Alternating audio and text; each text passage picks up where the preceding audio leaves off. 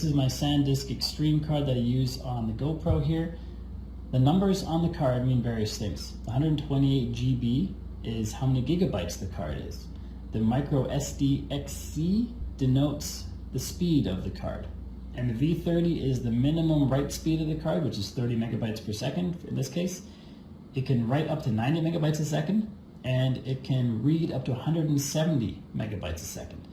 The U3 on the left hand on the bottom there also refers to the speed, and the A2 refers to the app that you can use to monitor your card's performance. And this card, like I said, we use in our GoPro, and it's fast enough to do high definition video and 4K video. That's why we chose this one.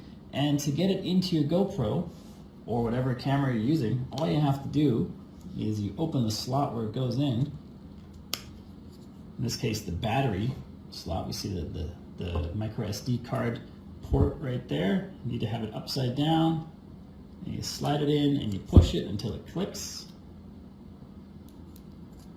and your micro SD card is in, ready to rock and roll. And that's how I use my SanDisk Extreme micro SD card.